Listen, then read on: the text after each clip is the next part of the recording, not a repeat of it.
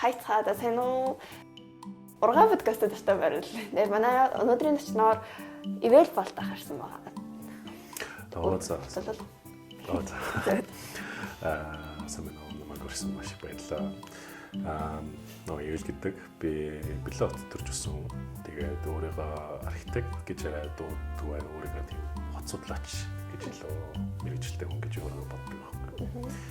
Тийм тэгэхээр би уг нь Улаанбаатарт бараг 100 ол ирдэг байсан байхгүй. Тэгээд би пилот төрсөн ч 96 оноос 2001 он хүртэл сансарт өссөн байхгүй юу багтаа. Тэгээд тэрнээс бол одоо хүртэл ингээд Монголд юм Улаанбаатарт ингээд архитектур хот төлөвлөлт судлаад Улаанбаатарт илүү дуртай болоод байгаа байхгүй тийм. Тэгээд би энэ жил арай гэж нэг нодны жил ажилласаа гараад тийм тэгэхээр энэ жил Монголд ирээд өстой маш гоё шүү. Зөндөө юм сурч авч чадчихна. Тийм тэгэл ярьж байсан та нарын подкастыг тэгээ архитектур залуу архитектурын мэргэжлийг дэмжиж байгааг нь маш баяртай. Баярлалаа. Тэгээд нэг өмнөд ч маань Монголд архитектураар сурсан хүн байсан. Тэгээд гадаадад яг Германд архитектор болж сурах ямар байсан бэ? Тэр бол өстой гоё байсан. Би багаас ингэж гоё зураг зурах дуртай байсан. Эсвэл легоогоор тоглох юм уу? Эсвэл гэж тийм орон зайг ер нь сонирхдаг хүн байсан байхгүй юу? Тэгээд би 12 дахь ингээд төгсөж байхад ингээд яг юуг сурахыг бас уг мэдэхгүй байсан байхгүй юу? Гэхдээ би архитектураас гадна илүү хот төлөвлөлт сонирхдаг хүн байсан.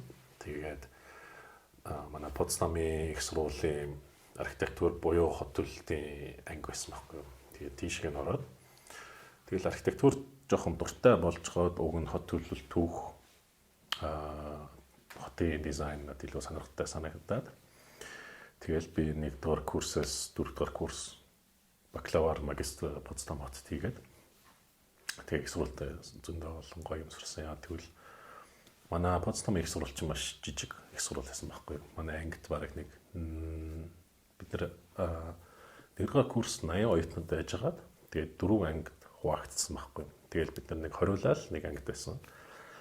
Тэгээд нэг багштай байсан. Тэр нь бол ер нь маш гоё байсан. Яа тэгвэл манай Берлин хотод төгссөн архитектууд жишээлбэл 1-р курс нэгээд 200 юм уу бараг 300 архитектурын оюутнууд байсан болохоор бараг багштайгаа ерөөсөө бараг уулздаггүй. Танаа ингээ багшийн тусалдаг хүнтэй хамт ажилладаг байсан болохоор арай жоохон тийм шал өөр архитектур сурсан гэсэн юм билээ. Гэхдээ миний хувьд бол Потсдам их сургуульд маш хөөрхөн маш гоё байсан. Яа тэгвэл Потсдамот ингээ Берлингээс нэлээд хол уг нь ойрхон л таа. Гэхдээ тэгэл би асуудалгүй тэдний гоё оюутны байранд байж байгаа тийм. Тэгэл зөндөө олон архитектур сонирхдаг оюутнуудтай хам байсан болохоор надад бол маш таалагдсан. Тэнд яг нэг сурж явах үед нэг хэцүү зүйл санагдсан тиймэрхүү юмудаа яг яаж толсон бэ та? Нэг жишээ байна уу би яг нэг ингээд юм хийх явцдаа нэг юм шантрах тохиолдлууд байдаг штэ ингээд чинь бидалт ч юм уу яг тиймэрхүү юмудаа хийх явдалдаа ингээд ер нь би энэ мэргэжлийг сурах хэрэгтэй ч юм уу гэдэг тиймэрхүү бодол төрөх үедээ яадаг байсан байна. Тиймэрхүү бодол төрдөггүй байсан боо. Би уг нь өөрийгөө одоо нэг тийм яг архитект болно гэж ердөөсөө төсөөлдөг байсан байхгүй. Би ингээл арай гэж нэг 12 жилээсээ ингээд гараад ингээд туртай юм хиймээр байсан болохоор ингээд их сургуулиар ингээд зүгээр л яваад энэ бол ямар сонирхолтой даалгавар энэ юм сонирхолтой даалгавар ингээд хийгээл яваал байсан болохоор дундуур нь хизээч тийм за энийг төгснөхийн дараа нь яг юу хийх вэ гэж тийм санаа зовдөг байсан гэх юм уу. Тэгэл уг нь бүх даалгавруудыг ингээд дуртайгаараа хийдэг байсан. Нэг хоёр хичээл би ямарч байсан дургүй байсан. Нэг нь бол барилгын физик гэдэг байхгүй. Тэгээд ингээд гадны ингээд яаж дулаалахыг ингээд даацын бодлого бодох үү. Тэр бол маш хэцүү байсан. Эсвэл ингээд барилгын материалын судалгаа гэх юм уу тий. Тэр бас ингээд арга би ердсөн ингээд ойлгохгүй байсан болохоор ердсөн дургүй байсан байхгүй. Гэтэ дараа нь төгснөхийн дараа арай гэж тийм барилгын материал тэгээд барилгын физик би сонирхож эхлээд одоо нэг шал өөр өнцгөөс харж байгаа шүү тэрийг. Одоо нэг хуучны барилгуудаас аягүй сонирхдаг гэсэн шүү дээ. Хуучны барилгууд сонирхох үед яг яг ямар бүтээцтэй хуучны барилгууд ер нь амар архитектурын гоё хийдэлсийг санагддаг бай. Би одоо их сурвалж юу сурсан гэх юм бол ингээд бүх үеийн барилгынуудыг бас ингэж хөндлөх ёстой гэсэн гэх юм уу тий. Одоо Германы эсвэл Европын архитектурын түүх юм уу өвч ингээд амар том штэ тий. Одоо зарим хүмүүс одоо ингээд 18 дугаар зууны эсвэл 19 дугаар зууны ингээд Германч тэр үед эзэн хаантай байсан шүү дээ тий. Тэр үед ингээд амар том тансаг ингээд ийм typical Europe барилгуудыг зөндөө барьсан болохоор зарим хүмүүс тэр үед амар дуртай. Гэхдээ надад бол ингээд таалагдж байгаа дээр үеийн барилгууд ч бас 20 дугаар зууны барилгууд байхгүй. Одоо Bauhaus гэх хөдөлгөөн байгаа шүү дээ. Холбоо гэдээс шүү дээ тий. Тэд нар бас ингээд амар минималистик модернизмын хөдөлгөөнийг зохион байгуулсан болохоор тэдний барилгууд би бас ингэж амар илүү дуртай байдаг. Яа тэгвэл бидний орчин үеийн барилгуудтай нэлээд ойрхон болохоор. Гэхдээ бас дээр үеийн одоо ингээд 19 дугаар 18 дугаар зууны барилгуудыг би нэлээд их судалж авч яаж орчин үеийн ихийг ойлгож байгаа байхгүй. Тэгэхгүй бол тийм бидлээ юм уу Германч бас ингээд архитектур хот төлөвийн лаборатори байсан болохоор ингээд зөндөө олон үеийн давуу тал сул талнуудыг би тэгж сурч авч чадсан байхгүй. Монголын хуучин барилгуудын онцлог гэж нэг Герман ч юм уу тийм Европын орнуудаас илүү байдаг уу? Аачлаараа би асуудал болох юм би. Надад зүгээр. Монгол одоо ингээ Монгол хуучин барилгуудыг ингэж онцгой болгодог тийм шинж чанар байдаг уу? Одоо өөрчлөх ёстой гэж үү? Үгүй шинж онцгой ингээ нэг Европын орнуудын бас нэг хэв шинж чанар байгаа шүү дээ хуучин барилгуудын. Тэр шиг нэг Монголын хуучин барилгуудын тийм хэв шинж чанар нэг юм онцгой болгодог зүйл байдаг уу? Европтой ялгагтахаар таны бодолд ч юм уу төрж исэн. Би монгол хэлээр ер нь маш муу болохоор сайн ойлгохгүй байна. Одоо Германы барилгуудыг ингэж үлдээх ёстой гэж юу байдаг гэж үү? Эсвэл зүгээр тийсэн. I'm sorry. Зүгээр. Тэр нэг өөр болгодог зүйл гэх юм уу да? Өөр байлгадаг, чаддаг зүйл гэж хэлж байна. The features that you like the most about Mongolian buildings in general. Окей. Тийм би бас ингээ анх эрэхтэй ингээд бас асан байхгүй ингээ Монгол архитектур Монгол төлөвлөлт юм ямар хуу байдаг юм бэ? Энд чи яа тэгвэл ингээ нүүдэлчин соёлтой орн болохоор ингээд Европ шиг ингээд орн олон 100 жил ингээд сорилж байгаагүй хүмүүс шүү дээ тий. Гэхдээ нэг хоёр гоё анзаарчихсан юм бол ингээд Улаанбаатар ингээд зохион болгож явах нь ургаагийн нэртэй өргөөгийн нэртэйс шүү дээ тий. Тэр ингээд бүрэх хэлбэртэй голд нь ингээд богдон байдаг байсан урагшаа ингээд гоё чөлөөтэй ногоон байгууламжтай байсан болохоор тэр юм маш гоё маш зүг гэж бодож байна. Тэгээд одоо Монголын соёлд юу нэмэр таарч байгаа юм уу зөгч байгаа юм уу гэх юм уу тийм тэгээд одоо зарим барилгуудыг харахаар ингээл энд чинь бас манай зүүн Европт байгаа барилгууд байгаа шүү дээ тий. Одоо ингээд тэр 5 давхрын сансрын барилгууд юм уу 120-ын 4 давхрын барилгууд байгаа шүү дээ тий. Тэд нар ч бас ингээд Европтой маш төстэй. Гэхдээ ингээд одоо ингээд соёлын төвөөрөгөө буян тухайн онгоцны буудал хангай цочд буудал юм уу тэр барилгуудыг харахаар бас ингээд энэ чи яг маш гоё тийм Монгол identityтэй барилгууд байна гэж би харж чадлаа. Одоо эднэрийг харах юм бол ингээл Улаанбаатарт ингээд цорын ганцын барилгууд байна л гэж би анзаарч харсан. Сансар хавар нүг тавар хийдэг гэсэн шүү дээ. Сансар хавийн яг нэг юм онцгой болгодог зүйл байдаг уу? Тийм одоо ер нь зөндөө их ингээд одоо хүртэл хамгийн маш сайн чанартай барилгын материал хэрэгэлсэн. Тэр бол тоосго. Тэгээд тэр бол ингээд Монгол цагаар амар тийм төвчөртэй байж чадж байгаа нь таалагдж байгаа байхгүй юу? Одоо ингээд зөндөө олон барилгуудыг одоо орчин үеийн ингээд гипс фасадтай юм уу эсвэл тэр хөөсөн фасад гэдэг үлээ те тэрийг гаднаас нь улаалж байгаа. Тэрнээс болоод ингээд 10 жил болгоно юм уу 15 жил болгоно тэрийг ингээд солих хэрэгтэй шүү дээ те. Эсвэл маш ингээд чихтэй болчтой. Тэгсэн чинь манай сансрын Орос улсын барилгуудыг харах юм бол бүгдээрээ ингээд маш дузаан тоосхон хантай болохоор 60 жилийн дараач бас ингээд гоё барыг цоо шин харагдаж байгаа байхгүй юу. Тэр нь бас ингээд надад таалагдж байгаа. Тэгээд ер нь Монгол цагаагаар амар гоё зөгсөн барилгын материал байгаа болохоор надад таалагдж байгаа. Тэгэл мэдээч ингээл зөндөө ингээд дундаа ингээд зайн үлдээсэн тийм моторцсон явуу хүний замтай машин дундуур нь баг явуулдаг болохоор тэр хавь надад одоо хүртэл амар таалагдж байгаа. Тэгээ амар сайн тэгээ зөв үргэлжлэж гэж би бодож байгаа байхгүй юу. Тэгээд миний хүсэж байгаа юм ингээл Монголын эсвэл ирээдүйн архитектууд юм уу эсвэл барилгын компаниуд тэрийг бас нэг харж иж сайн жишээ аваад бид нэр ингээд жоохон удаан хугацаагаар ингээд юм барьмаар байвал дээрээс жишээ авч болох юм байна штэ гэж тийм мөрөөдөл байна. Би энэ асуултнаас харах уу? За. Тийм энэ та Берлинд төрж өссөн шүү дээ. Тэгмэд Монгол хүний хувьд нөгөө нэг тухайн хоёр улсын ялгаа хэрхэн нөгөө таны хотын хөгжлийн харах үзэл бодолд нөлөөсөн бэ? Одоо хоёр хоорондоо яаж өөрөөр хөгжсөн гэж үү? Аха. Тийм. Манай бэлэнчэнд бас ингээл зөндөө тийм Европ соёлоор явсан болохоор бүр ингээл 12 дугаар зуунаас хойш хөгжсөн хот шүү дээ, тийм. Ингээл хотын одоо ингээд голын ирэг дээр ингээд хотын төвд нь ингээд захны талбайтай байдаг, тийм. Тэрний хажуугаар ингээл сүм барьцсан хотын захиргааны барилга орос улсууд байдаг байсан болохоор ингээд яг тийм typical Европ хот гэж би харагдсан.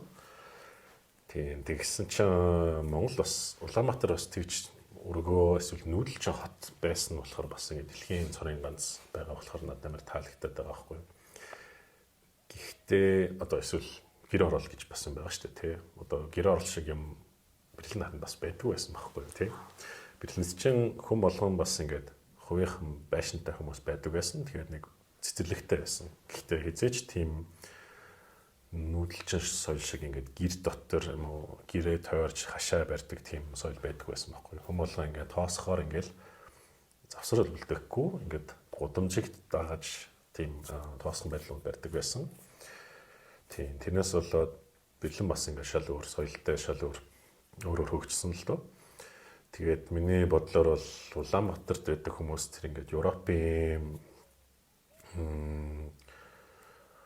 тийм тэр шахуу барьдаг юмнаас бос жоохон хэдийн юм сурч болох байх гэж бодож байна. Монголчин гэхдээ ингээд газар хөдөлж байгаа болохоор бас жоохон хэцүүлтэй ингээд бүх барилгууд ингээд нааж барьж болохгүй л да. Гэхдээ нөгөө талаасаа ингээд яг хотын орон зайг яг юу гэдэг юм бэ гэхээр чинь Европын хотод ер нь бас гоё харагддаг байхгүй. Одоо ингээд заримдаа нэг өргөн гудамж байдаг, нарийнхан гудамж байдаг тийм. Тэгэхээр барилгын завсарт нь барилгын хооронд ямар ч завсар байдгүй. Тэгээд гудамжаас ингээд нэг талбай руу очиод талбай дээр байж байгаа. Тэгэхээр гудамжаар яваад ингээд өөр талбай руу явхад тийм хотыг ингээд байр шиг харж болж байгаа байхгүй тийм. Одоо нэг байр ч одоо ингээд том өрөөтэй байгаа. Тэгээд нэг унтлахын өрөөтэй, зочны өрөөтэй байдаг. Дунд ингээд коридор байгаа байхгүй тийм. Тэгээд Европ хот ч юм бол дандаа гудамжнууд нь ингээд коридор гэж бодож болно заяа. Тэгээд тэгсэн чинь том өрөө гэж ингээд ингээл төв талбай болчихж байгаа. Тэгээ тэр соёлыг Европоос ингээд Берлингээс Улаанбаатар руу бас нэг авчирч бол бас над сонирхолтой санагдчих шүү. Тийм гоо зэгцтэй болно гэсэн үг ер нь л тий. Тийм хоёр дахь асуулт дээр нь Улаанбаатар хотын өвөксөл хөгжлийн талаар үзэгчдэд маань тийм сонирхолтой санагддаг юм санагдаж болохоор тийм ямар түүхэн баримтууд байдаг вэ? Аль барилгууд одоо тийм ямар нэгэн барилга. Тийм би тэр жишээг л бас төрүүлэх гэжсэн. Одоо надад бас ингэж за би анх удаа ингээд Улаанбаатарт ирээд ингээд за аль барилгууд ер нь хамгийн сонирхолтой байна гэх юм бол түрүүнсэн чиг соёлын өргөө хормын ордон гэж байгаа шүү дээ тийм. Эсвэл Бондхон онгоцны буудал тийм. Эсвэл хангац очит буудал өөр тэгээд хорооллын бүжгийн ордон гэж бас барилгууд байгаа байхгүй. Би тэднийг ингээд харахаар дандаа ингээд тийм Монголын үндэсний хувцсыг хараад байгаа байхгүй тэр дотор. Одоо монголчууд ч бас ингээд гоё үндэсний хувцтай шүү дээ. Тэг ингээд хөрхөн малгайтай, өнгөтэй хувцтай байдаг. Тэгээд би одоо жишээл хормын ордоныг харах юм бол ингээд холоос нэг монгол малгай шиг харагдаад байгаа байхгүй. Тэгээд монгол малгайч бас ингээд ийм байж байгаад ингээд нэг сахиуртай гэдэг үлээ те ингээд нэг жоохон тийм дэшээ болчихдаг ингээд хэлээ хаа. Тэр бас юу надад таалагддаг. Одоо Улаанбаатарын мэдээ алдартай байлгууд ч одоо ингээд гандан хийд байгаа шүү дээ тийм. Гэхдээ тэр чинь бас ингээд Зүүн Азийн соёл тэгээд Дөвтийн соёл орж иж тэр барилга ингэж байгуулагдсан шүү дээ тийм. Гэхдээ тэрнээс гадна ингээд би Монгол үндэсний хувцсыг хараад тэр барилга дотор ер нь түрүү жишээлсэн барилгууд дотор хараад байгаа байхгүй тийм. Ингээд Монголын үндэсний хувцсыг барилга руу орчуулах юм бол нэг иймэрхүү харагдаж болно гэж надад ер нь амар бас таалагдж байгаа байхгүй тийм. Тэгээ нөгөө талаас Монгол хээ гэж бас байгаа. Тэрийг одоо бас ингээд барилга дотордоо ингээд оруулчвал бас маш их хөрхөн одоо ингээд хормын ордон төр чинь бас ингээд хан дээр ингээд гоё хийвэдэг шүү дээ тийм. Эсвэл ингээд 40-50 мянгадаар ингээд явах юм бол хамгийн дөрөв давхарт нь ингээд гоё хийгээр ингээд чимдсэн байдаг. Тийм. Эсвэл дээр үз чинь Ленин музей гэдэг байсан. Тэр чи одоо байгалийн түүх музей болсон шүү дээ тийм. Тэрний бас ингээд чимэглийг гэсэн орнаментыг харах юм бол бас тийм Монгол үндэсний юмнууд харагдаад байгаа хгүй дотор нь. Тэр юмнууд л надад амар таалагдж байгаа шүү. Одоо сая үндэснийхээ ярьсан чи одоо нэг орчин үеийн барилгууд нь яг таалагдж байгаа юу? Монголын одоогийн орчин үеийн барилгууд. Би одоо жишээлбэл тэр шинэ онгоцны буудлын хідэн санаанууд одоо жишээл харагдаж байна. Тэр чи одоо нэг зүгээр шинэ онгоцны буудлын хэвээр нэртэй үздэг. Чингис дуудах баг. Өөр нэг би мэдгүй байна. Болцсон уу тийм үгүй л. Тэрний одоо ингээд гадналгынх нь ингээд цонхыг харах юм бол ингээд тийм багнууд байгаа шүү дээ тий. Тэд нар бас ингээд нэг Монгол гэрийн хан шиг ингээд X сэлбэртэй надад анзаарчихсан юм бас ингээд бас жоохон ингээд Монгол соёлын элементснуудыг бас оруулсан юм биш гэж би надад анзаарчихсан. Эсвэл ингээд төв хаалгаар нь одоо ингээд машин тавьдаг газар байгаа шүү дээ тий. Тэнд нь ингээд зогсоод ингээд яг нүүр талаас нь харах юм бол бас дээрээ нэг жижигхэн ингээд юм гурвалжин шиг нэг хэлбэртэй байгаа байхгүй. Би тэрийг бас ингээд хараад энэ ч үг нь тийм Монгол жоохон гэсэн Монгол санаа оруулсан байна гэж надад ер нь таалагдж байгаа. Гэхдээ одоо тэр мэдгүй Шангрила гэм үү харах юм болов тэгэл зүгээр нэг өндөр шилэн барилга байна те. Эсвэл Хаан банкын таврыг одоо бас харах юм бол тэгэл за яг та энэ ч бас ингээд Солонгос гэм үү Японд бас байж болно шүү дээ тийм барилга. Тэрнээс бол орчин үеийн барилгууд бас ингээд жоохон ч гэсэн ингээд Монгол үндэсний юу оруулчвал бас харин зөв гэж бодож байна. Тийм. Тэгэхгүй бол тийм одоо ингээд 50 жилийн дараа Улаанбаатар бас ингээд суул юм уу Бээжин шиг болчвол би тэрнээс би жоохон яаж галтаа байх нь. Яг байдаг л хот болчих үү гэсэн айдас байна.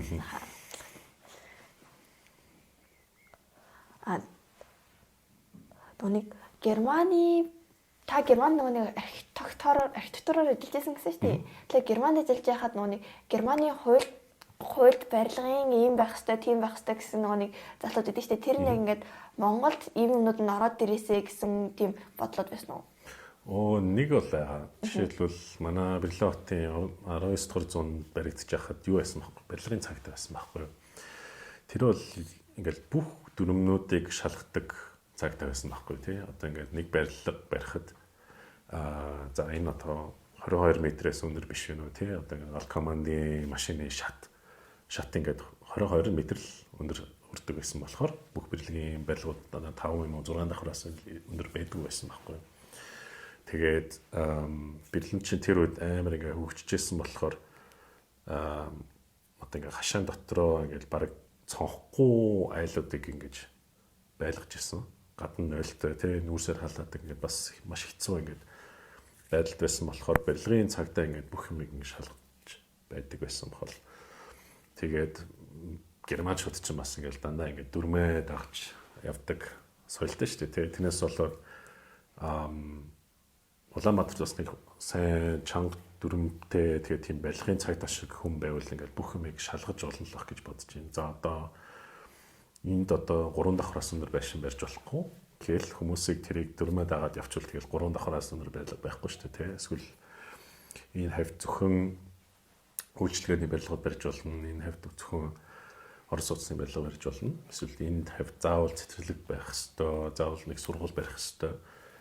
Тэгэхээр тийм дүрмнүүд одоо хөгжиж байгаа юм шиг юм байлээ. Тэр бас надад таалагдж байна. Гэхдээ тэрийг одоо дахиад дараагийн 20 жилийн дараа бүр гоё болгочвол бас маш зөв эсвэл маш гоё гэж бодож байна. Одоо яг сүүлийн 7 хоног бас ингээд баг тойрог үеийг хууль гарсан юм шиг юм байлээ. Одоо 3 юм уу 5 давхраас өндөр барилга барьж болохгүй. Тэгээд тэрийг одоо дараагийн хэдэн жил бас сайн баталж авч чадвал бас маш гоё гэж бодож байна. Багаар Улаанбаатарт явж ирсэн тэргээд тийм хуулиуд өрнөг гарч ирж байгаа юм зарагдаж байна.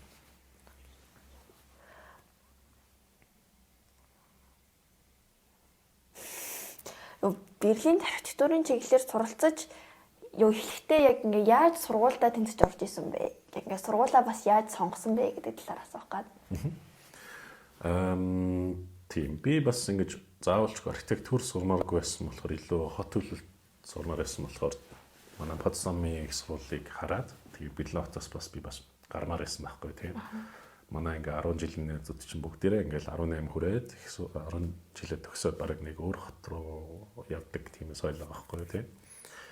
Тэрнээс болоод би Потсдамын их сургуулийг сонгоод тэгээд би ингээд Монголд ч бас тийм байдаг бах тийм ингээд 10 жилээ төгсөөд ингээд хамгийн сүүлийн нэг том шалгалт байдаг шүү дээ тийм. Тэгээд тэрний дүннээс шалтгаалаад зарим хичээл рүү их сургууль руу оруулдаг байхгүй. Тэн дээр нэг сайн дүнтэй болж иж зарим их сургууль руу ордог байсан. Гэхдээ манай их сургуулийн давуу тал нь тэр дүнийг ердсөө тоодох байсан байхгүй. Тэд нар намайг дандаа бүх оюутнуудыг ингэж интервью руу ирээд тэгээд даалгавар өгдөг байсан. Тэгээд тэр даалгаврыг сайн хийх юм бол их сургуульд оролцсон. Тэгээд тэрийг арай жоохон сул хийх юм бол тэгэл тэмцэхгүй гэсэн үг гэж байгаа байхгүй. Тэгээд би ингээд багасаа ингээд тийм одоо ингээд легогаар тоглосон болохоор тийм ингээд тийм орон зайны мэдрэмж байсан. Эсвэл зураг зурдаг авьяас бас нэг жоохон байсан болохоор тэр шалгалтанд би тэмцээд тэгэл манай их сургууль руугаа би орсон байгаа. Тэгээ ер нь ингээд уран бүтээгч юм уу урлагийн их сургуулиуд чинь ер нь бүгдээрээ л танаа тэгдэг юм байлээ. Тэд нар чинь чамааг ингээд онц сурсан математик, герман хэл юм уу, англи хэл төр сайн байсан ч заавалч гэж маш шалах хэрэгтэй. Одоо ялангуяа бүх ингээд урлагийн их сургуулиуд тийм. Тэрнээс болоод би тэмцээд тэр их сургууль руу орсон байхгүй юу.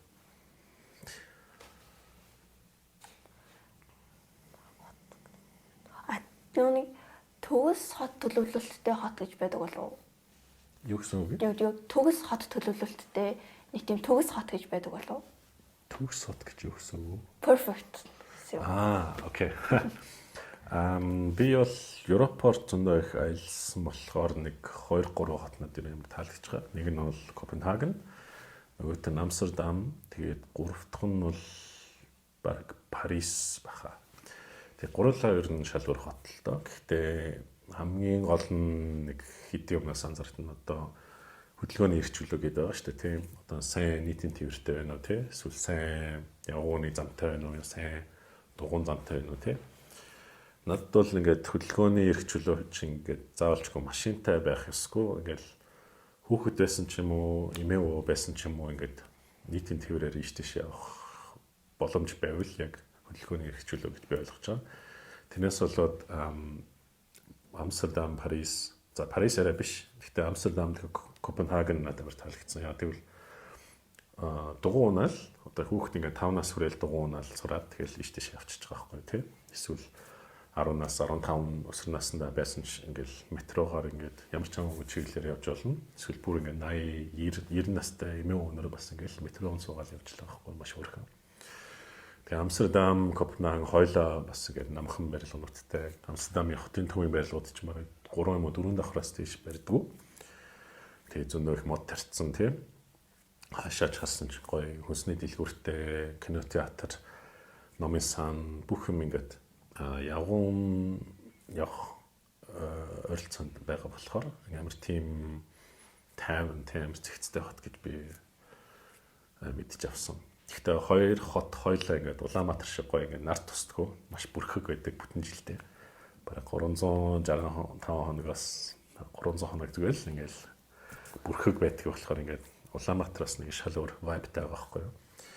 Тэгэхээр Парис надад яагаад таалагдж байгаа болохоор ингээд маш амар сайн population density гэж орчуулж болох уу монголоор одоо ингээд 1 квадрат километрт бараг 20,000 хүмүүс амьдардаг байхгүй Парис.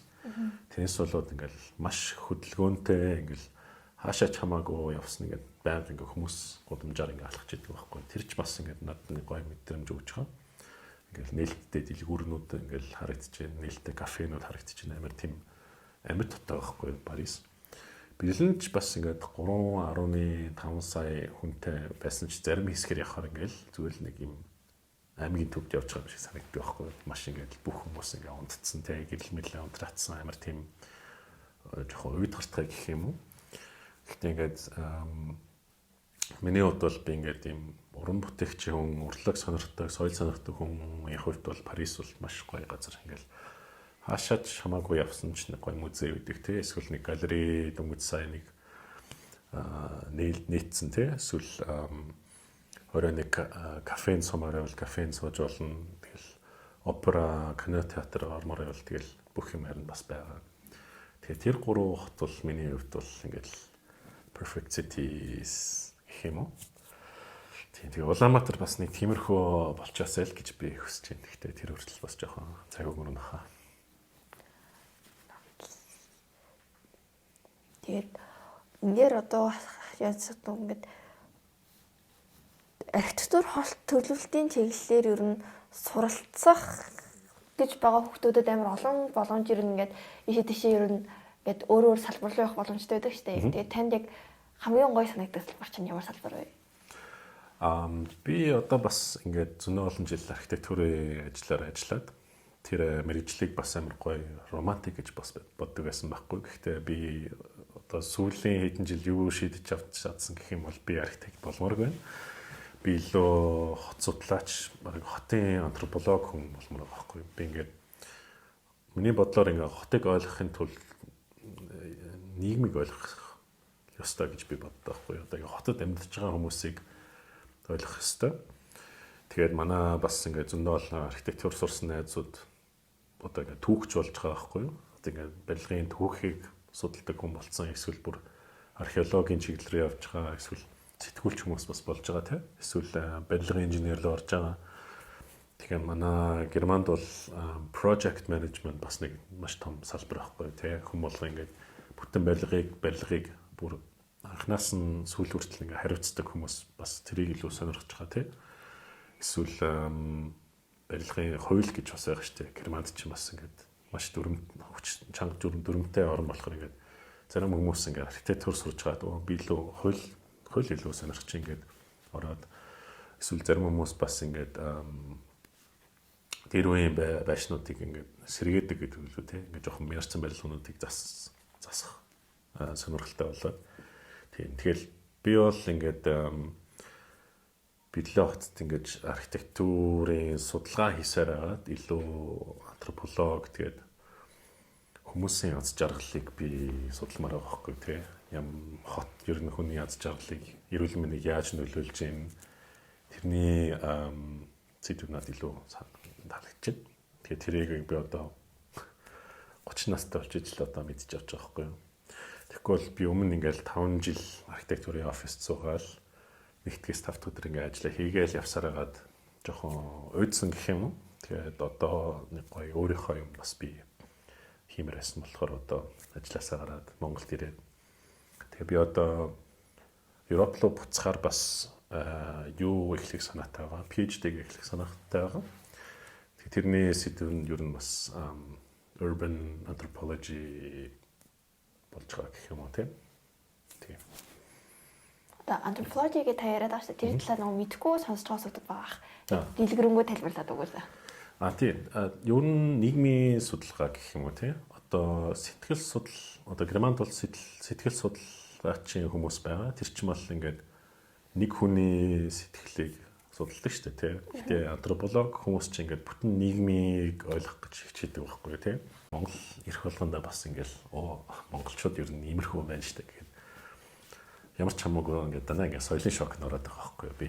Тийм. Тэгээд тэрнээс болоод монголчууд германчуудаас юу сурч болох вэ? Тэгээд германчууд монголчуудаас бас юу сурч болох вэ гэж би тийм асуудлыг би сонирхож байна, судалмаар байна. Одоо та нэг шинээр ном одоо бичиж байгаа шүү дээ. Тэгээ тэр номныхоо талаар ер нь яг ном бичиж явах үедээ нэг зураг аваад ингэдэг штэ. Тэгээ яг ингээд яг хамгийн таалагдсан ингээд гадаад ингээд фасад нь хамгийн гоё ч юм уу эсвэл ингээд дотор талынх нь хамгийн гоё ч юм уу. Тиймэрхүү барилгууд аваад. Тийм би яагаад бас ажилласаа гарсан гэх юм бол одоо манай Германд ч ингээд гоё номны дэлгүүрүүд байдаг шүү дээ. Тэгээд тэнд нь бас зөндөө их тийм архитектур, барилгын номнууд бас зөндөө байдаг байхгүй юу. Тэгээд манай нэг Dom Publishers гэдэг нэг зөвхөн архитектурын ном хэвлэдэг компани байсан чинь тэд нэр ингээд дэлхийн даяар бүх төв хотуудын ингээд архитектурын гайд ном хийсэн байгаа байхгүй юу. Маш гоё. Одоо Чикагогийнх байгаа, Берлинийнх байгаа, Соул хотынх ч байгаа, Бээжин ч байгаа. Тэгэл Токиоч ус байгаа. Тэгсэн чинь ингээд анзаарсан чинь Улаанбаатар их байхгүй байгаа байхгүй юу. Тэгэл хүм болгон бас ингээд Монголыг бодохоор ингээд нүүдэлж хүмүүс л гэж боддоо шүү дээ. Тэ ингээд хин ч ингээд Улаанбаатарыг бараг анзаардгүй байх гэж би бодод байхгүй юу. Би одоо манай герман найзууд дээр ингээд манай ээж авч Монгол гэхэр чинь тийм үү тэгэхээр чинь зарим хүмүүс Монголын нөхөө юу ч мэдгүй эсвэл зөвхөн тэр нүүдэлчин соёлыг мэдчихэж байгаа. Гэхдээ Улаанбаатар гэм үү Монгол бас ингээд гоё барилгын соёл бас байгаа болохоор би ажилласаа гараад тэгээд би номыг одоо өөрөө би хийж болох уу гэж тэд нартэй яриад гэрээгээ хийцэн байгаа. Тэгээд би одоо 2 сараас хойш ирээд бараг дундуур нь бас Германд байж байгаа бараг 6 сар Монголд байгаад тэр үедээ би ингээд тэр номынхаа ажлаа хийж явж байна. Одоо бараг 150 юм уу 160 барилгуудын одоо нүүр талынхын зургийг би одоо дараад барьсан архитект тэгээд хаяг маягийг би одоо судалж явж байгаа байхгүй. Тэгээд би ч мэдээч ингээд сансар төссөн болохоор миний хамгийн дуртай барилгууд чинь сансрын орон сууцсан байгаа. Гэхдээ өөр ингээд би хорооллын барилгууд бас маш дуртай. Яа тэгвэл тэд нар чинь бас ингээд би уг нь огсмол барилгууд бас уг нь амар дуртай байхгүй тийм. Тэгээд тэд нар тэр хорооллын барилгууд ингээд хий оруулсан юм уу бэлтээгаар ингээд жоохон ингээд мөнгөөр ингээд юм хийсэн нь түр амар гоё таалагдж байгаа байхгүй. Манай сансрын барилгууд чинь чанартай. Гэхдээ харах юм бол жоохон уйдгартай харагдаж байгаа. Гэхдээ ингээд хороол юм уу нэг хороол руу очих юм бол 3-4 дахь хороол очих юм бол маш ингээд эдгээр ч ястаа ямар гоё баригдсан байсан бэ тий. Ямар гоё өргөн замтай бай тий. Одоо жоохон замраагүй болцсон л да. Тэгээд одоо гаднаас нь бас ингээд дулаалж байгаа болохоор тэр бэлтаан даанч ингээд алга болцсон. Гэхдээ би мэдгүй нэг 5 жил юм уу тэр хаваар алхаж ясан чинь бас ингээд амар ингээд гой санагдсан байхгүй яа. Тэгвэл монголчин дараа ингээд байнга цэлмэг тэнгэртэй байдаг шүү дээ тий. Тэгсэн чинь тэр цэнхэр өнгийг барилгынууд руу бас ингээд оруулсан тал харагдаж байгаа. Монгол соёлын хий тийшээ оруулсан тий. Тийм тэгээд тэр барилгууд надад бол маш гайхамшигтай санагдсан шүү. Тийм. Нөө Монголын эмнэлгийн барилгуудаас жоохон онцгой штэ. Тийм штэ. Тийм. Тэрийг мартчихлаа штэ би. Тийм манай 70-аад онд ингээд одоо зөндөө олон тийм эмнэлгийн барилгууд баригдсан юм шиг юм байлээ. Тэгэхээр тэд нэр одоо 3 дахь эмнэлэг байгаа тий. Эсвэл тийм 1-р ороолын хавьд нэг амар том тийм нэг ном шиг хоёр талтаа нээлттэй барилга байдаг штэ. Би тэрний нэрийг данж мартчихсан. Эсвэл 13 руу явах юм бол тэр хавдар судлалын төв билүү. Тэд нэрийг би бас ингээ хараад л ёо ямар гоё баригдсан барилгууд вэ ингээл бараг 50 юм уу 60 жил болсон ч ингээл дэвчээртэй ингээл байж байгаа байхгүй тий. Тэгэхээр яг хэвээрээ адилхан хүмүүсийг ашиглаж байгаа тэр нь бас маш таалагдсан тий. Тэгээд хашаан дотроо бас ингэж жоохон ч гэсэн зай үлдээгээд бас ингээд амьсгалах агаар юм уу зай байгаа юм шиг надад санагдаад байгаа байхгүй. Тэгээд жоохон анзаарах юм бол бас хөөрхөн ингээд мозаикууд тэнд бас ингээд байгаа шүү дээ тий. Тэгэл тэрийг би бас хараад ёо энэ ч бол эдний тухайн нэг хүн бас ингээд бассаа нэг ном биччихвэл тий. Эсвэл нэг тусдаа нэг тийм пэйж тийм үү пейпер ингээд биччихвэл бас гоё ах гэж бодож байна. Яа тэгвэл зарим барилгууд ингээд маш ингээд тийм нуугдсан байгаа гэх юм уу тий. Одоо ингээд 1-р хороолд амьдардаг хүн тэр барилгууд байдаг гэж бас мэдэхгүй байх л гэж бодож байна. Тэгэхээр тэрнээс болоод би энэ номыг бас ер нь хийж байгаа байхгүй. Ингээд ерөнхий хүмүүсийн ерөнхий мэдлэл тэгээ нэг том Улаанбаатарын ингээд зургийг харуулах гэж хичээж байгаа. Тэгэхгүй бол манай бэлэн чинь бас ингээд төстэй байхгүй. Ингээд аль дүүрэгт амьдарч байгаа хүнээс хамаарат тэр хүмүүс дүүрэгнээсээ бараг гардаг байхгүй. Дандаа л ингээл дүүрэгдээ байсаар хагаад ингээл бэлэн үг нь яагаад юм гоё байдгийг бас мэдтгүү. Тэгэл нөгөө талаасаа би бас Улаанбаатарыг тэгж тийм байгаа гэж бодож байгаа байхгүй. Уг нь маш том хот, маш сонирхолтой түүхтэй. Тэгээ хүмүүс зөвхөн нэг хэсэгтээ байгаад байх юм бол бас жоохон харамсалтай юм байна л да. Нөгөө Баянзүрх дүүрэгтэйдэг 2 дугаар эмнэлгийн 50 орт байдаг шүү дээ. Тий. Тэр бас юу тийм онцгой барилгатай юм даа. Тийм. Тэгээд та сансраар юу хийхдээ доторхыг харуулдаг гэсэн шүү дээ. Тэгээ дотор нь би орж үзег байхгүй юу? Дотор нь яг ямар хөө байдал нэг онцгой болгодог вэ? Надад бол таалагдж байгаа юм тэр чинь нэг Итали арга байхгүй юу? Терраццо шал гэдэг. Тэгээд би бас анх тэр хавар ингээ алхаж яхад манай тэр холоос тэр ингээ Монгол хийшиг цагаан чимэглийг би ингээ гаднаас нь хараад тэгээд 4 юм уу 5 дахорт нэгээ тийм yin and yang ингээд хоёр юу байдаг шүү дээ тий. Тэгээд би тэр хавар ингээ зүгээр сонирхоод ингээ ардуур нь гарсан чи бас ингээл ёо аньста ямар гоёор ингээл хийсэн бэ гэж анзаарчихсан. Тийм тэгээд тэр барилга ингээд яагаад жоохон Монгол архитектур гэж байх юм байна гэж хэлж болох юм бол бас тэр ингээд фасаданда тэр хэгийг нь оруулсан. Надаас амар таалагдж байгаа. Тэгээ ингээд дотгошоо орох юм бол ингээд шалан дээр нь бас ингээд хийнэ гэж байгаа байхгүй юу. Тэрний терраццо арга чинь бас маш сайн, маш чанартай. Одоо ингээд олон өнгөний цементийг оруулаад, жижиг өнгөтэй чулуунуудыг оруулаад тэднийг ингээд нэг шилээр ингэж тийм Монгол хийшиг ингэж ялгаад тэгэхээр дээрээс нь ингээд polisher гэх хөлөөр ингээд иргэдэг тийм төмөр юм байдаг шүү дээ тийм ингээд шалыг ингэж хавтгай болгодог тийм юмар ингэж гой засаад амар гой хөрхөн террац болчихж байгаа байхгүй. Тэгэхээр тэдний хэлбэр нь 60 жилийн дараа одоо хүртэл ингэж байж л байгаа. Тэгээд маш бага арчилгаа гэдэг үлээ. Тийм арчилгаа багтай болохоор маш сайн. Тэгэхээр миний хүсэж байгаа юм бол ингээл монголчууд жоохон ч гэсэн ингээд илүү мөнгө төлөөд, илүү цаг зарцуулаад, илүү сайн судалгаа хийгээд нэг удаан хугацаагийн юм хийчихвэл бас маш зөв, маш гоё гэж бодож байна. Яа тэгвэл тэр 50 орт барилга бас амар сайн үлгэрж ишээ байгаа байхгүй тий. Уг нь бидний барилгуудаа ингэж барих юм бол дараагийн 60 жил, дараагийн 100 жил ингээл байж л яах. Болохоор амар гоё. Зөв санагдаж байгаа. Та нар тэрийг барьсан байлээ тий. Тэгээд маш хөрхөн маш гоё харагдсан шүү. 50 орт барилга. Та нар тэгээд тэр Улаанбаатар барилгатай өргөө кино театрыг бас хийсэн мөн. Тэгсэн үү тий. Өргөө кино театраас аюу юм гоё харагддаг штэ. Гаднаад тал нь малны өргөө кино театрын ер нь гаднаад тал тэгээд ингээд сүулт баригдаж нөгөө нэг өргөх төгдөж яаж бас өргөө кино театр нэг юм орчин үе болон өмнөх үеийг ингээд амар гоё нийлүүлсэн барилга штэ. Яг тэнд ер нь ямар санагддаг вэ гэсэн. Би өргөө театр руу ороогүй удаж шүү. Гэхдээ уг нь яг хаанд яаж баригдсан надад ер нь бас амар гоё таалагдж байгаа байхгүй ингээд бас мэдээч тоосоор баригдсан шүү дээ тий. Тэгээд төв орцсон бас ингээ урагшаа харцсан байгаа тий. Тэгэл урдаа бас нэг гоё жоохон хөрхөн зайвалдаагээд ер нь тэр хавьд бас ингэж амар гоё зогсон таарж байгаа газар байгаа байхгүй юм. Яа тэгвэл одоо 19 дугаар хороол юм уу 12 манай микрийн хороолыг харах юм бол тэд нар бас хоёулаа тийм үйлчлэгээний төвтэйс шүү дээ тий. Тийм дотроо ингээд хүнсний дэлгүүр, кино театр, номын сан, хэм цэвэрлэгээ, гутал засвар юм бүх юм харин байдаг болохоор тийм газарнууд маш чухал, маш хэрэгтэй.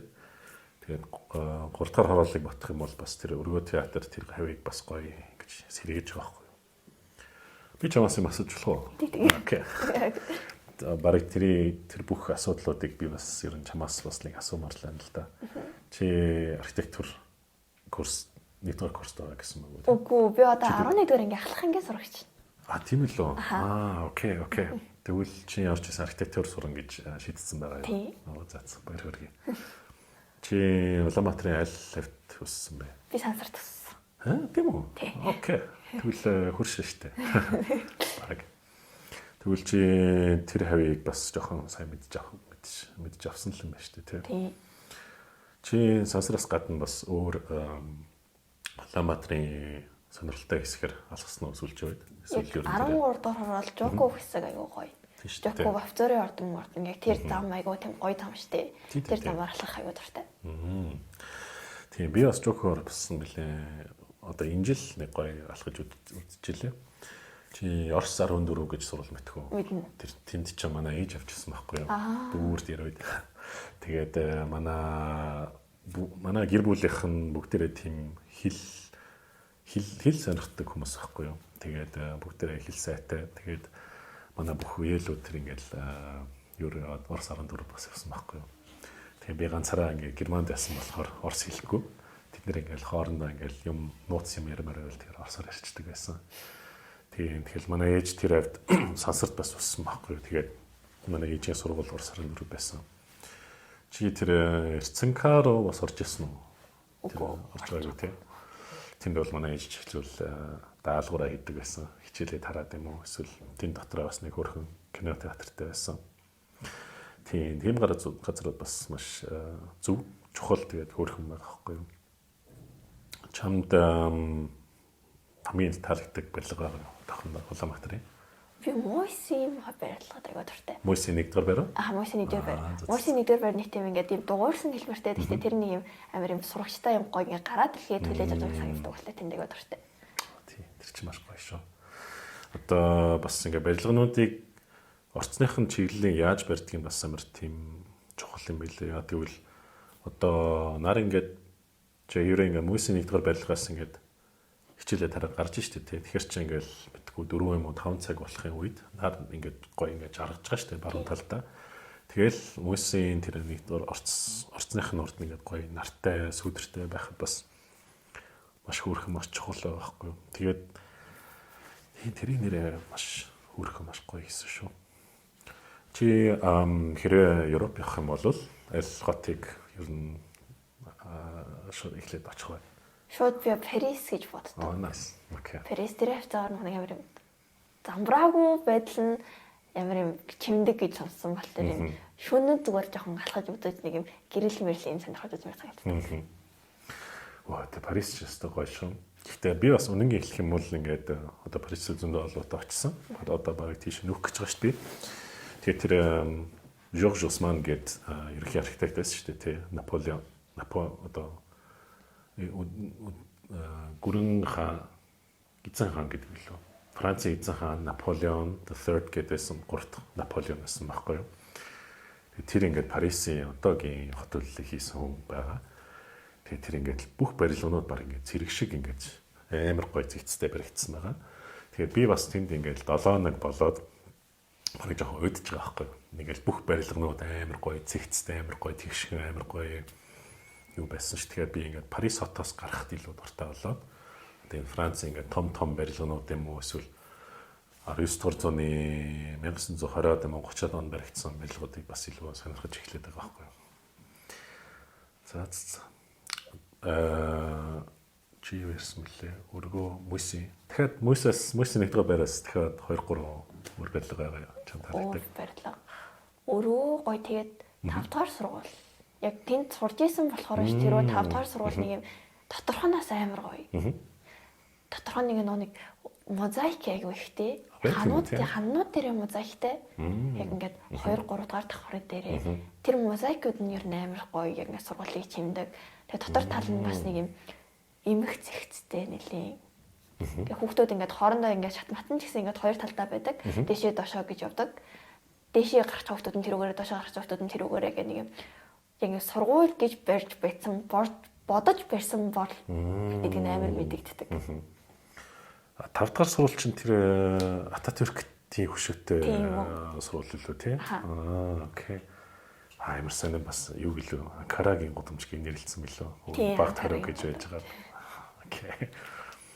Тийшээ энгийн хүмүүсийг оруулахгүй бах тий. Одоо ингээ архитект хүмүүс сонирч байгаа хүмүүсийг орж зурж болох уу тий. Болно.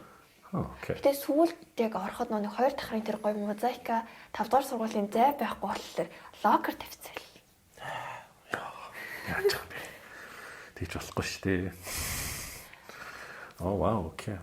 Тэгээд нөгөө дээдлийн урлаа цаал бол нэлийн өндөр таацтай. Тэгээ ингээд ийм улаан өнгийн хөшгтэй. Тэгээд тийм айгүй гоё харагддаг. Дотор нь орж марах айгүй гоё. Тэгвэл чи 1-р ангиас одоо 11 хүртэл 5 дугаар суралцсан. Тэгвэл зүгээр яг 5-р, 9-р, 6-р ангиас 9-р анги хүртэл 4 жил сурж байсан. Монголд чи ер нь сургуулийн систем чинь бас 10 жилийн сургууль одоо 12 жил болсон шүү дээ тий. Тэгэл уг нь хүүхдүүд ер нь 1-р ангиас 12-р анги хүртэл нэг сургууль дээр байдаг уу тий? Уг нь шилжиж ер нь явдаг хүүхдүүд нэлээх байдаг. За. Окей. Одоо жишээл ийш тийш нүүх юм бол тий. Нүүх юм бол ингээд шилждэг. Энэ хорооныхоо сургуульд сурдаг. Одоо орон сууц нь хаана байжсэн нь хамаарж байгаа тэгэл тэг сургуулиар орж байгаа юм уу тий? Аха. Вау, окей. Илүү нэг ойрхон байх хэрэгтэй бол тэрийг хорооныхоо сургуульд сурдаг. Чи Улаанбаатар хотод дугуун дүү эсвэл тийм эко байк юм уу тэрээр бас явж үзсэн. Би эко байк өдөр унж чаддаггүй. Гэтэ дугуун унаад явхлаэр аюу аюултай. Аюу аюултай. Маш хэцүү юм билээ тий. Тэгээд би яг нэг машингүй өдөр ч юм уу яг тиймэрхүү өдрүүдээр дугуун унж гардаг. Чи ер нь одоо би үйл бас хэдүүд ярьжсэн байхгүй юу? Улаанбаатар чи бас ингээд өглөө ийштэйш явахдаа эсвэл сургууль юм эсвэл өөр тийш явахдаа ингээд автобусны будал дээр ингээд хасах 30 градус дээр бас хүлээдэг байсан уу? Эсвэл тийм ер нь хасах 30 градусаар хүлээдэг. Тэгш тэгэхээр яа чи бүр тоохоо болцсноо тэрийг эсвэл ингээд тасцсноо тий. Одоо тэгэл тассан даа. Йоо. Тэгээд хасах 30 градус нэг их байгаад байдаг угсаа нэг хувцас зүгээр сайн сонгол хэрэгтэй. Тийм бах тий. Тийм. Тий би бэлэн харин өссөн болохоор ингээд яг Монгол хүний өдөр тутмын ажлыг бас мэдхгүй болохоор би өмнө нэг л 100 доллар ярьдаг байсан болохоор ингээд тийм жуулчин зочингийн мэдрэмжтэй яваад байсан байхгүй. Гэхдээ яг энд ингээд амьдраад ажиллаад сургууль их сургууль руу явхад ч бас шал өөр өнцгөрөөс харчлаа байх л та. Би энэ жил бас зөндөө олон удаа ингээд автобусаар явж байгаа байхгүй. Уг нь хотын төвд байдаг болохоор ийш тийш алхаал явчихна. Гэхдээ ингээд яг ингээд 5 цагийн үеэр rush hour-аар ингээд автобус нь ингээд яг ингээд дайм болчих юм шиг орж байгаа шүү дээ тий. Тэгэл хамгийн сонирхолтой нь ингээд одоо ингээд чиний үеийн хүүхдүүд тэрийг ердсөн ингээд тоохгүй тий. Тэгэл за энэ чи юм л юм байна шүү дээ. Тэгэл би ингээд шахалцаад ороод гаргацаа хараад тэгэл гэрлүүгээ харчигээд амар тийм тэр юм мэдрэмж чад юм бас таалагдж байгаа байхгүй. Германчууд бас ингээд дандаа амар ингээд нэрийн юм дээр ингээд маяглаад байдаг. Эсвэл энэ юм ийм байх хэвээр эсвэл ингээд нэг юм бүтггүй байвал тэгэл амар ингээд дургу хүрээл муухай аштай болоод гисэн чинь Монгол залуучуудыг залуу хүмүүсийг харахад бас амар тийм төвчээртэй амар тийм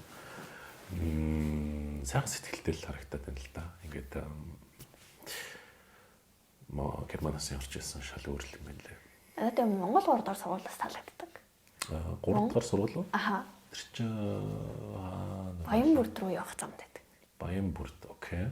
Тийм үү. Тийштэй гаднаас нэг улаан юу шинээр зассан байлээ шүү дээ. Дээрээс нэг тийм. Улаан хэсэг дээр яа 2 гэж бичсэн байдаг байхгүй юу? Тийм үү?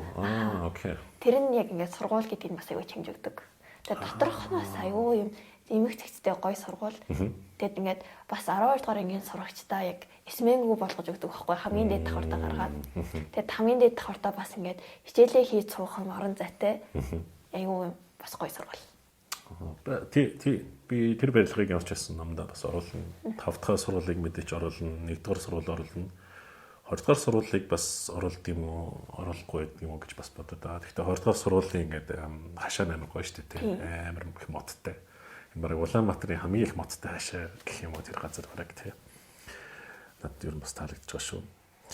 Тийм. Тэгээд уг нь ингээд би Улаанбаатар ингээд алхсаар агаад зарим барилгынуудыг би бас орж ингээд сонирхоод харсан чинь бас ингээд шат матан дээр ингээд хөөрхөн мозаиктай хараад тэгээд тэр намдаа бас ингээд хитгэн ингээд мозаикийн юмуд бас оруулна. Одоо жишээлбэл хүүхдийн ордон байгаа шүү дээ. Тэгээ хүүхдийн орны зүүн талд нэг маш хөөрхөн байгаа. Эсвэл 120 мянгатын орос судсан барилга дээр нэг том мозаик байдаг шүү дээ.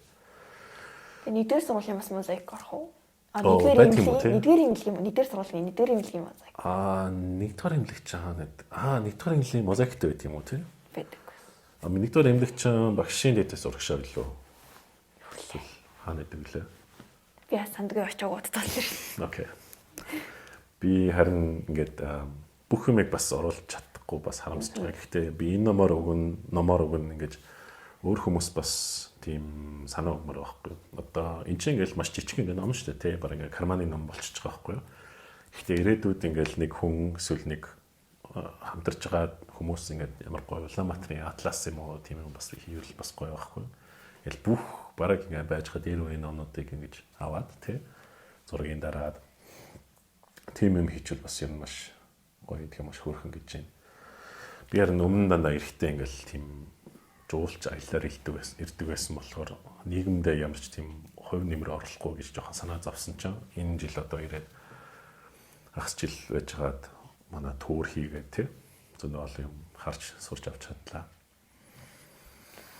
Окей, cool. Тэгээ нүг бусад аймагуудын төв дээр очиж үзсэн болов уу? Би энэ жил нэг 70 задгад руу нэг явж ирсэн. Тэр бол өстой гоё хөгжсөн юм шиг юм билээ. Одоо уулуурханы эдийн засаг тэр яг хот гоё болгож байгааг мэдрэгж илээ. Тийм. Гэтэ энэ жил өмнө би бас дархан эрдэнэт явах гэсэн чинь бас амжаагүй. Би одоо зөвхөн нэг 4 хүн 7 хоногийн дараа буцаа гэрмэ явах гэдэг болохоор тэгээд энэ номынхаа ажлаа тэр үедээ дуусгахгүй бол гэтээ дархан эрдэнэт бас маш гоё хот гэж би сонссон. Өөр бас би сайн шан чойр тэгээд Сэлэнг аймгийн Сүхбаатар бас нэг очимоор байгаа. Гэтээ тэрийг барай дараа жил амжина хаа. Тэгээд Торонто аймгийн чой болсон хот аюу гоё. Чой болсон хотыг бас мартаж болохгүй шүү те. Чи тэгвэл бол Монголоор аялж яасан уу тэр? Би бас яг нэг их аялж байгаа. Гэхдээ би нөнд Торонто руу байнг очдог. Гэхдээ очихдоо дандаа чой болсон хот дээр очдог байхгүй. Тэгээд чой болсон хотыг яг нэг онцгой болгодог юм нь дэшигээ юу Хэрлэн гол руу гардаг гэсэн. Хэрлэн гол руугаа яг шууд ингээд гардаг нэг найрамдал гэж нэрлэдэг байхгүй тийм. Найрамдал гэж нэрлэдэг нэг юм цэцэрлэх хүрээлэн шиг газар байдаг. Тэр нь яг ингээд хажуу талаас ингээд волейболын тийм талбай. Дээрээс нэг хүүхдүүдийн нэг юм гадаа ингээд зундаа гаргаж ирдэг талбай. Тэгээ хүүхдийн нэг юм баллон юм юу гэдэг чинь тиймэрхүү тоглоомнууд тэгээд ингээд гол руугаа яг ингэж гардаг. Дээрээс нэмээ тэндээ бас ингээд юм чулуун дээр бас нэг Монгол нэг юм дуу бичсэн бас юм айгүй болон хөшөө ихтэй яг нэг тийшээс алхаж явах замдаа бас ингээд замдаас айгүй хөшөө ихтэй. Ер нь айгүй юм хөшөө ихтэй газар танктай хөшөө өдр гэдэг зөндөө шөнөд байдаг гэсэн. Вау, тэгвэл одоо түнийг гинт очмоор болчихлоо шүү дээ. Тэгвэл сонссон чаа. Тий. Вау, окей, cool. Тэгээд сургууль нь одоо Дорн аймгийн 1-р сургууль Дорн чой болсон хотын яг 100 жил болоог байхад төрүүлээд болсон гэсэн. Окей. 100 жил болчихсон сургуультай бас. Яа, надад ч ярга юм бэ. Вау. Би Монголыг ер нь өстой мэдгүй л хүн юм билээ. Энийг би уг нь анх ингээд Монголын архитектурыг ингээд хийх гэж ирсэн чинь бас амжаагүй. Тэгэл дараа жил нэг өөр хүн хийж магадгүй гэж бодчихлаа л да. Одоо 5 минут бидэд дулцсан Монголын архитектур бол сурах байгаа хүүхдүүдэд өгөх зөвлөгөө ямар зөвлөгөө авах вэ? Тийм ихтэйч бити сонирч санаал дээр ингээл банк ингэж энэ архитектурын стил зөв энэ архитектурын стил буруу гэж бас хэлж болохгүй шүү дээ. Одоо хүмүүс ингээд шилэн барилгуудыг бас шүмжилж байгаа шүү дээ, тийм. Гэтэ бүх шилэн байшнууд ч бас тийм муу биш байхгүй юу? Зарим эсгэр тэрийг нэг сайнаар нь барьчвал бас өрн гоё байхгүй юу?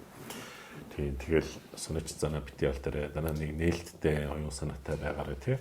Ингээд бүх юм барилгынууд дээр ингэж очиж өөрийнхөө нүдээр харуул бас амар сайн. Одоо ингээд дархан эрдэнэний тухай хүмүүс бас ингээд байнга яриад байгаа шүү дээ, тийм. Тэгээ одоо архитектур сурж байгаа хүүхдүүд бас ингээд дархан эрдэнэт рүү бас очил бас зөв гэж бодож байна. Яа тэгвэл Улаанбаатар ч бас нэг тиймэрхүү л байжсэн шүү дээ, тийм. Бараг нэг 35 жилийн өмнө 40 жилийн өмнө, тийм. Тэндээс нэг сайн үргэлж жишээлүүд харж болно, тийм. Эсвэл одоо ингээд архитектурын баримт кинонууд бас байгаа шүү дээ, тийм. Одоо Европт ийм түүхтэй байсан. Тэрийг бас ингээд жоохон судалж аваад уншиж авал бас маш сайн бич юм. Яг тэгвэл архитектурч марыг тийм урлагийн хичээл болохоор ингээд амар тийм creativity-г ингээд асах хэрэгтэй болохоор ингээд зөндөө олон тийм жишээнүүд харуул зүгээр. Одоо бас ингээд ном уншиж бас гоё, кино үзэж бас гоё, тийм. Ингээл хаан чамаагүй данаа л барилга байдаг шүү дээ, тийм. Тэрийг ингээд бас ингээд сайн харчвал бас зүг гэж бодож байна. Баярлалаа. Ноо заа. Энэ болонгод бид яачих юм бэ? Ноо нацчаар үрх юм баярлалаа.